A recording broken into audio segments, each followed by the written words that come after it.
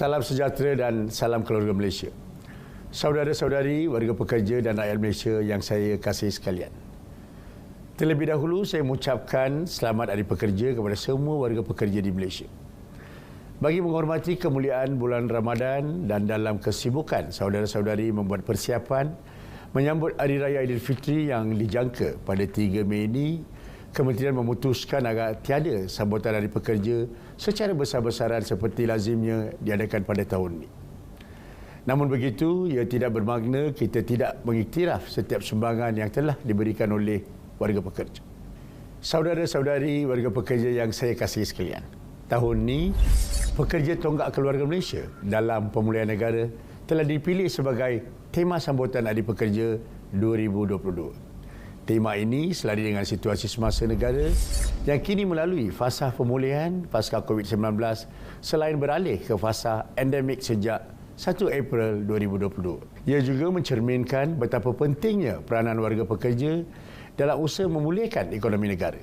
Saudara-saudari warga pekerja yang saya kasihi sekalian, inisiatif Jamin Kerja Keluarga Malaysia bertemakan Keluarga Malaysia Makmur Sejahtera telah dilancarkan oleh Yang Amat Berhormat Perdana Menteri pada 19 Februari yang lalu. Inisiatif ini mensasarkan penyediaan 600,000 peluang pekerjaan pada tahun ini dengan peruntukan sebanyak 4.8 bilion ringgit. Di bawah inisiatif ini, Kementerian Sumber Manusia melalui Perkeso akan melaksanakan insentif pengajian dengan peruntukan sebanyak 2 bilion ringgit dan sasaran 300,000 peluang pekerjaan. Program Jamin Kerja insentif pengajian akan memberi tumpuan kepada usaha menggalakkan para majikan untuk membuat pengambilan pekerja. Selain itu, program latihan dan peningkatan kemahiran iaitu Upskill Malaysia yang diselaraskan oleh HRD Corp pula menyediakan latihan kemahiran untuk pencari kerja. Ini bagi meningkatkan kebolehpasaran mereka dan jaminan penempatan pekerjaan dengan sasaran 220,000 orang pelatih dan peruntukan sebanyak 1.1 bilion ringgit. Tuan-tuan dan puan-puan sekalian, baru-baru ini kerajaan telah mengumumkan kenaikan kadar gaji minimum kepada RM1,500 sebulan mulai 1 Mei 2022. Keputusan kerajaan untuk meningkatkan kadar gaji minimum ini adalah berdasarkan kepada kajian dan penelitian secara komprehensif yang dilakukan melalui penglibatan pelbagai pihak industri.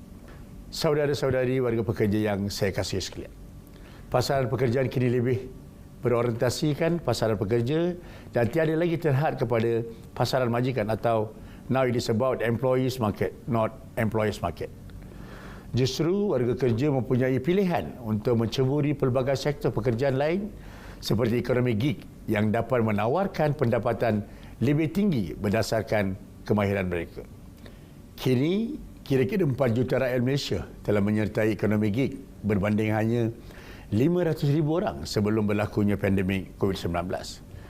Sehubungan dengan itu, Kementerian Sumber Manusia melalui Perkeso telah mengambil inisiatif memperkenalkan skim keselamatan sosial pekerjaan sendiri untuk memberi perlindungan kepada individu yang menjalankan pekerjaan sendiri. Skim ini memberi perlindungan daripada bencana pekerjaan termasuk penyakit dan kemalangan semasa menjalankan aktiviti pekerjaan. Kementerian Sumber Manusia juga sentiasa prihatin terhadap keperluan pekerja gig dan memberi jaminan bahawa isu status pekerja gig di negara ini, terutamanya dari segi kawal selia aspek perundangan, akan diteliti secara komprehensif dengan pelbagai pihak. Justru, kementerian akan meneliti keperluan pengubalan perundangan khusus bagi mengawal selia dan melindungi kebajikan pekerja sektor gig. Tuan-tuan dan puan-puan sekalian, dalam membela nasib dan hak warga pekerja, Kementerian Sumber Manusia melancarkan aplikasi digital Working for Workers ataupun dikenali sebagai WFW pada 3 Mei 2021. Selain melaporkan isu berkaitan pekerjaan, Working for Workers juga menjadi medium dalam menyampaikan cadangan dan maklum balas bagi memastikan kesejahteraan serta kepentingan pekerja terpelihara di bawah sistem perundangan perburuhan, khususnya Akta Pekerjaan 1955. Sehingga 17 April 2022, Working for Workers telah menerima sebanyak 15,313 aduan. Daripada jumlah aduan tersebut, sebanyak 14,907 aduan telah diambil tindakan. Segala isu atau maklum balas yang diterima melalui aplikasi ini akan diambil tindakan melalui kerjasama strategik pejabat buruh di seluruh negara yang berampiran dengan kawasan premis pekerja berkenaan. Bagi mengoptimumkan penggunaan aplikasi Working for Workers ini, ia akan ditambah baik dengan terjemahan dalam 14 bahasa. Semoga penambahbaikan ini dapat menggalakkan lebih ramai pekerja, terutama pekerja asing, untuk menyalurkan sebarang aduan berkaitan hal-hal perburuhan. Selain itu, Kementerian Sumber Manusia dengan kerjasama Pertubuhan Buruh Antarabangsa atau ILO telah membangun dan melancarkan Plan Tindakan Nasional berhubung buruh paksa bagi tahun 2021 hingga 2025. Plan tindakan ini mencerminkan komitmen berterusan Kementerian dalam memastikan isu buruh paksa dalam negara dapat ditangani secara kolektif dan efektif demi menjaga reputasi dan imej negara. Saudara-saudari warga pekerja dan rakyat Malaysia yang saya kasihi sekalian, menjelang tahun 2030, kerajaan menyasarkan peningkatan 35% tenaga kerja berkemahiran tinggi baru dalam sektor ekonomi. Bagi mencapai sasaran ini, pendidikan dan latihan teknikal dan vocational atau TVET menjadi game changer atau medium terbaik. Justru Kementerian Sumber Manusia melalui jabatan dan agensi TVET di bawahnya komited dalam memperkasakan pelaksanaan TVET negara. Kementerian akan berganding bahu dengan kementerian lain yang berkaitan TVET untuk mempersadakan TVET secara holistik di bawah naungan Majlis TVET Negara yang dipengerusikan oleh Yang Amat Berhormat Perdana Menteri. Kementerian Sumber Manusia juga menyokong sepenuhnya inisiatif penjenaman semula TVET negara dalam usaha menjadikan TVET sebagai pilihan utama platform penyediaan tenaga kerja berkemahiran dalam kalangan rakyat Malaysia. Program usaha sama berteraskan TVET bersama industri melalui sistem latihan dual nasional wajar diperluas dan diperkasakan pelaksanaannya dalam membantu kerajaan mencapai sasaran 35% tenaga kerja mahir menjelang 2030.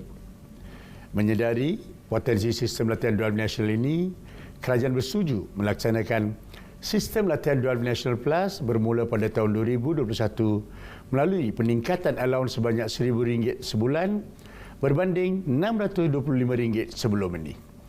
Bagi mendukung agenda revolusi industri 4.0 pula, Kementerian Sumber Manusia akan meningkatkan usaha mengkaji dan mengenal pasti cabaran masa hadapan bagi mendepani revolusi ini.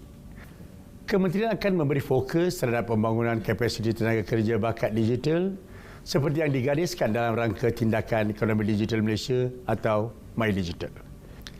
Tidak hanya itu, Kementerian Sumber Manusia melalui Talent Corp telah mengambil inisiatif membangunkan Critical Occupational List ataupun senarai pekerjaan kritikal sejak tahun 2015. Critical Occupational List ini menjadi saluran rasmi untuk mengenal pasti kemahiran dan pekerjaan yang mendapat permintaan tinggi, keperluan serta isu spesifik modal insan. Saudara-saudari warga pekerja yang saya kasihi sekalian, Kementerian Sumber Manusia akan sentiasa berusaha untuk memastikan kesejahteraan dan kebajikan warga pekerja terpelihara kerana saudara dan saudari adalah nadi dan tonggak pembangunan negara.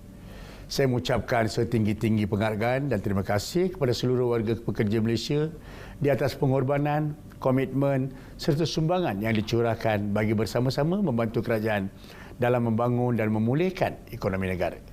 Saya selaku Menteri Sumber Manusia akan memberikan komitmen jitu dalam memastikan hak saudara dan saudari sebagai pekerja sentiasa terbela. Akhir kata, saya mengucapkan selamat Hari Raya Aidilfitri, Mahaf Zahir dan Batin kepada semua warga pekerja khususnya yang beragama Islam. Sekian, terima kasih.